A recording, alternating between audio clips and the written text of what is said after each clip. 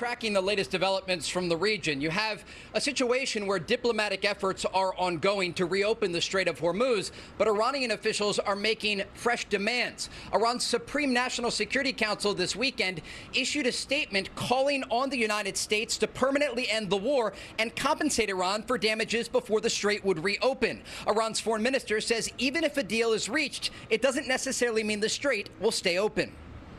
The talks with Oman are about a temporary route. We are almost very close to the result. Determining the route by Iran and Oman does not necessarily mean the reopening the Strait of Hormuz. That is dependent on other factors. The violations of the Memorandum of Understanding by America should be compensated.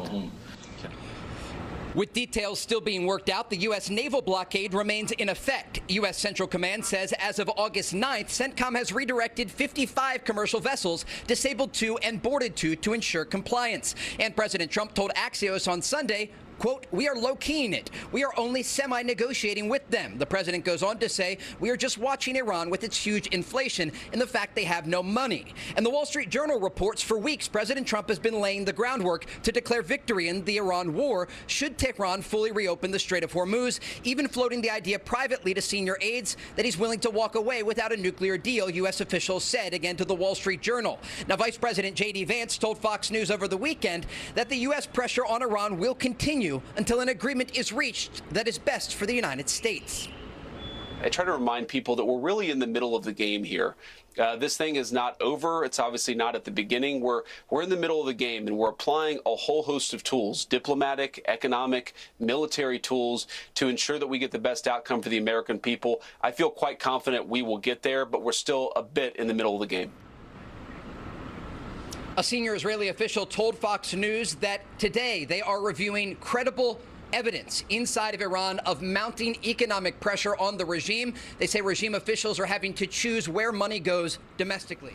Well, the Iranians are now giving more credibility to the hardline Shia IRGC officials from the Supreme National Security Council, and they are pointing to this statement over the weekend. It's 6 different points about the Strait of Hormuz, saying that the United States has to pay for reparations for the Iranians, to lift all sanctions, and it really moves the goalposts in these conversations that are taking place directly between Iran and Oman right now. What's very interesting, though, is that we have seen Iran's foreign minister, Abbas Araghchi, one of the relatively more moderate voices, saying that even if a deal is reached with Oman, it doesn't necessarily mean the Strait of Hormuz is going to be reopened.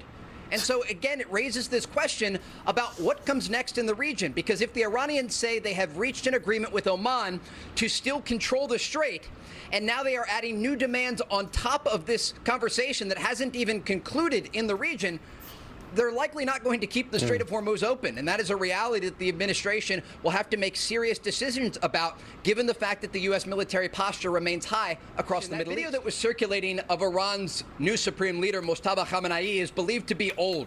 And it was circulating among Iranian state media. They were trying to show it as proof of life. But then analysts online pointed to the fact that this is actually showing Mojtaba Khamenei from the city of Qom months before Operation Epic Fury began. What's interesting about paying soldiers in Iran, this is something that we actually saw during Operation Epic Fury. Remember, Fox reported on some intelligence indicating that as the United States and Israeli air power was hammering the Iranian regime, they had satellite imagery showing the different locations of where these missile launching facilities were located. And then they were actually tracking with real-time video some of the soldiers on the ground fleeing their positions. And so you have a position now where the Iranians are not only afraid of the U.S. strikes that could take place, but also they're not getting paid in some cases. And it raises questions about the morale inside the IRGC and the willingness for these ground soldiers to continue the fight if they are ordered by commanders in Iran.